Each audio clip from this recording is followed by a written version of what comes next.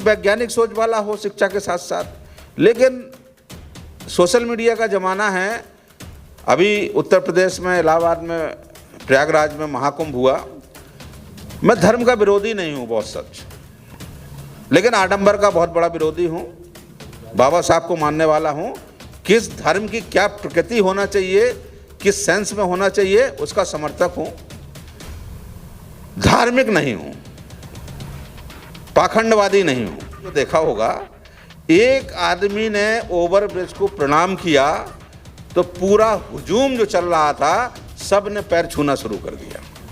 मुझे कसम से इतना दुख हुआ, इतना कष्ट लगा कि हम लोग जा कहाँ रहे हैं। अच्छा, वो धर्म भी नहीं है, उसको क्या नाम दें, इसको मूर्खता ही नाम दिया जा सकता है ना। श्रद्धा में भी कहीं ना कहीं बौद्धिकता थोड़ा बहुत रहती है, लेकिन इस तरह का समाज हम लोग बन रहे हैं, भेड़ चाल वाला।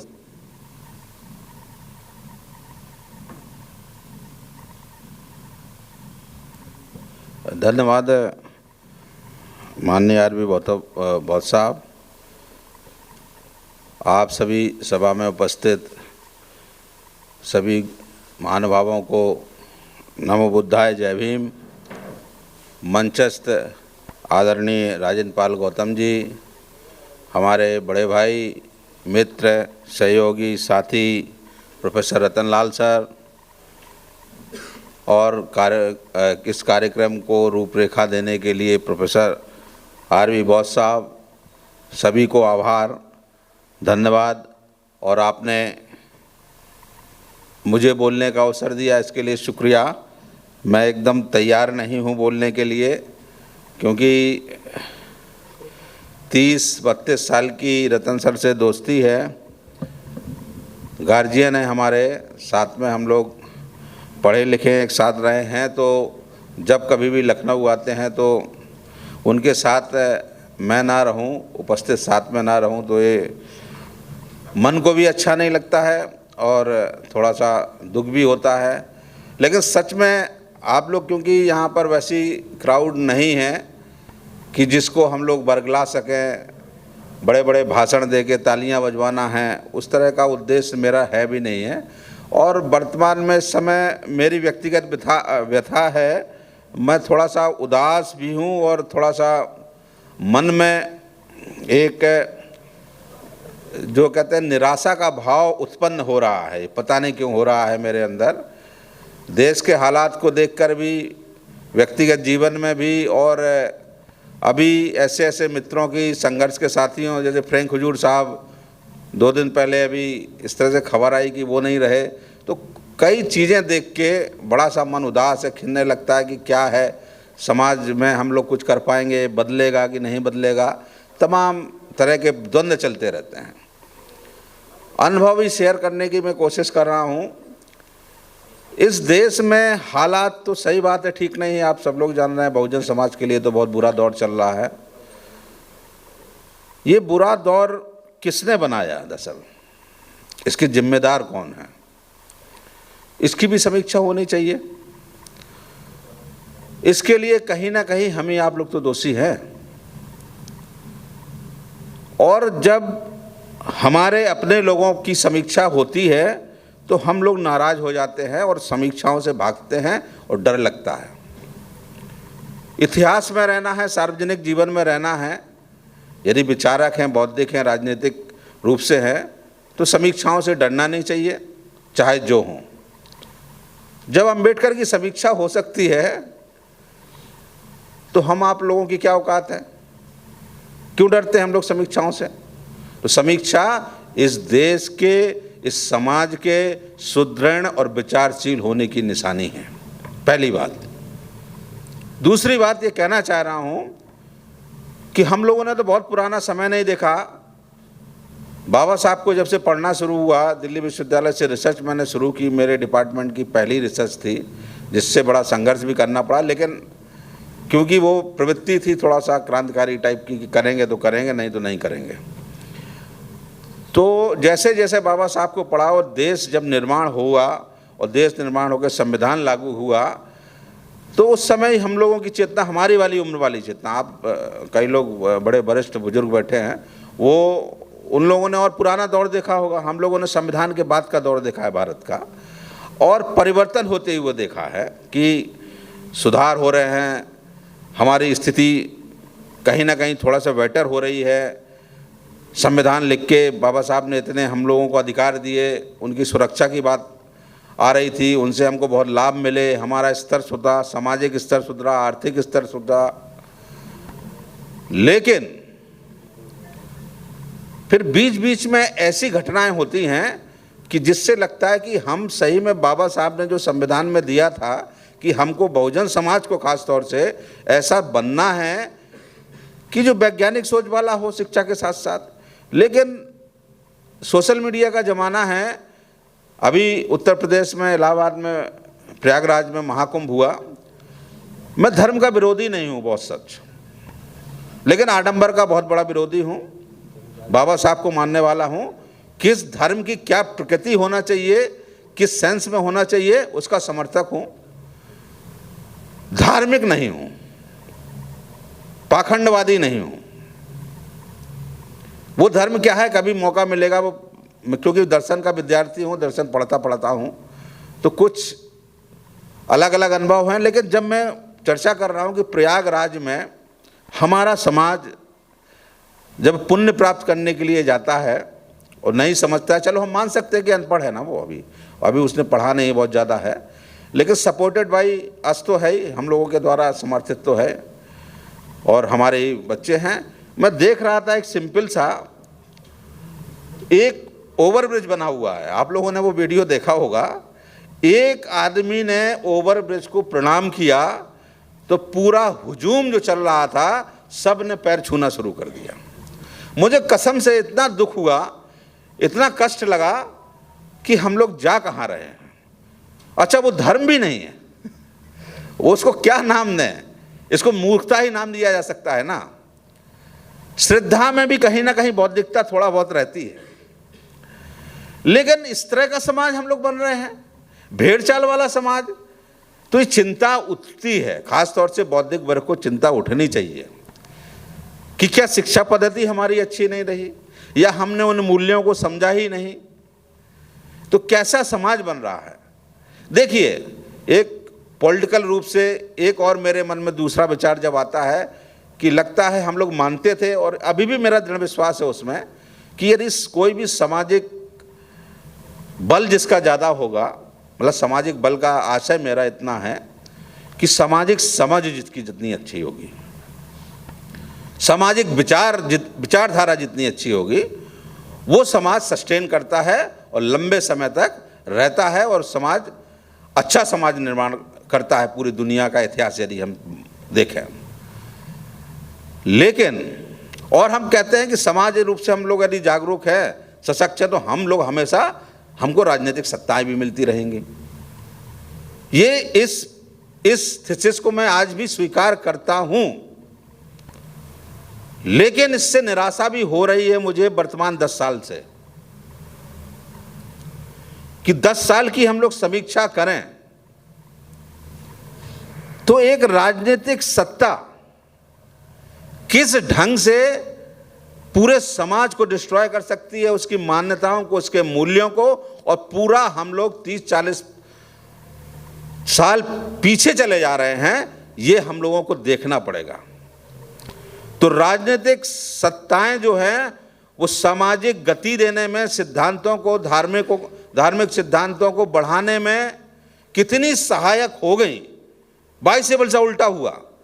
जबकि ऐसा नहीं है कि बहुजनों की सरकार तो खासतौर से उत्तर प्रदेश में तो बनी ही थी 4 बार, कुछ हुआ, लेकिन वो किस ढंग से बैकफुट पे आया और किस ढंग से हमारा पूरा समाज 30 साल तक, हम एक सामान्य सा मूल्यांकन करें तो लगभग हम लोग 30 साल पीछे हो गए। आप लोग देख लीजिए, सर्विस क्लास ज़्यादा बैठा है, कुछ बच्चे भी बैठे हैं, हमारे लखनऊ विश्वविद्यालय से भी हैं। एक जो और चिंता उभर के आ रही है कि समाज हमारा जागरूक नहीं था तो राजनीतिक सत्ताओं ने इस तरह से बात कर दी और हम लोग यहाँ स्थिति में आ गए। आज जो सब कुछ आप दुनिया भर की चीज़ें पढ़ लेंगे, जान लेंगे, एनालिसिस कर लेंगे, सबका विश्लेषण करेंगे, तो आप जिग जैग बनते हुए लास्ट में एक ऐसी कोने पे पहुंचेंगे, एक पॉइंट पर पहुंचेंगे और लगेगा कि एक ही सबका कारण है शिक्षा। सब आप चाहे जो आप एनालिसिस लगा लीजिए, नहीं तो हमसे व्यक्तिगत बहस कर लीजिएगा, हम लास्ट में आपको शिक्षा पे पहुंचा देंगे और शिक्षा ही लगेगा कि वही एक कारण है जिससे हम अपने आप को मुक्त कर सकते हैं, अपनी मुक्ति, जिसको आप लोग मुक्ति मानते हैं, जिसके लिए धर्म की आवश्यकता बताते हैं। तो शिक्षाओं का जब पतन हो रहा है,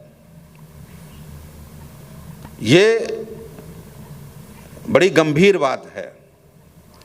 देखिए, शिक्षाओं का पतन विश्वविद्यालयों में दिखने लगा, एक मॉडल चलता है।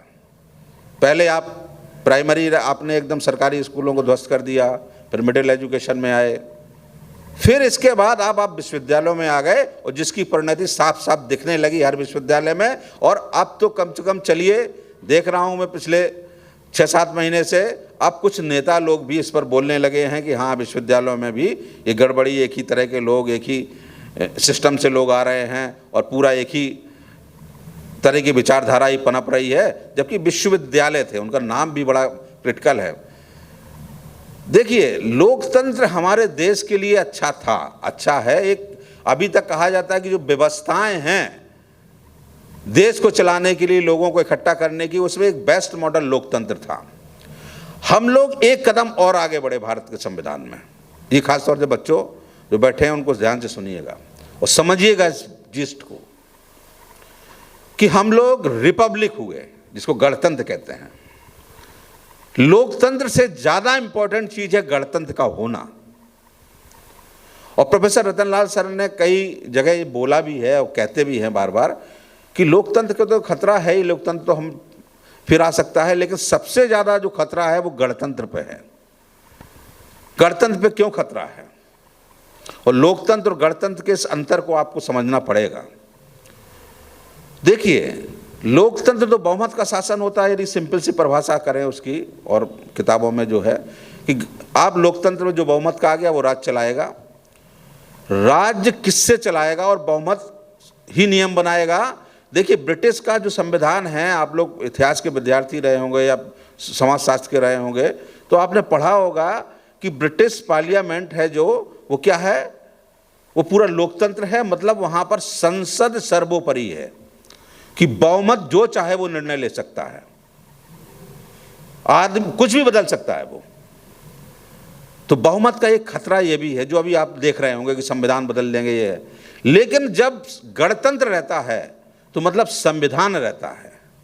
सरकारें कोई भी आएंगी, भले बहुमत से चुन रही हैं, लेकिन उनको संविधान के हिसाब से चलना पड़ेगा, नियम कानूनों के हिसाब से चलना पड़ेगा और उसी प्रोटोकॉल को फॉलो करना पड़ेगा जो हमारा भारतीय संविधान देता है। तो गणतंत्र में संविधान की सर्वोच्चता है। इस अंतर को हम लोग नहीं समझते हैं।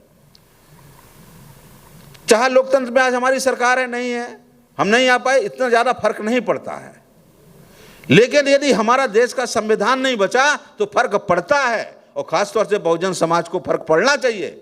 और ऐसा फर्क पड़ना चाहिए कि आपको दिखना चाहिए कि आपके बच्चों का भविष्य क्या होने जा रहा है।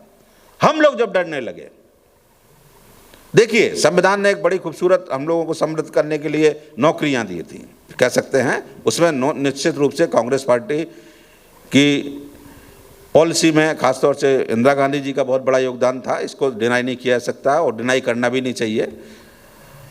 तो उसमें नौकरियों में ये मॉडल आप समझिए, जो छिपा मॉडल है, जो आरएसएस संघ का आप कहते हैं।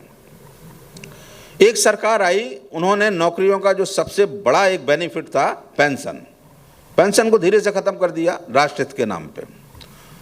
तो सरकारी नौकरियों का चार्म खत्म हो गया।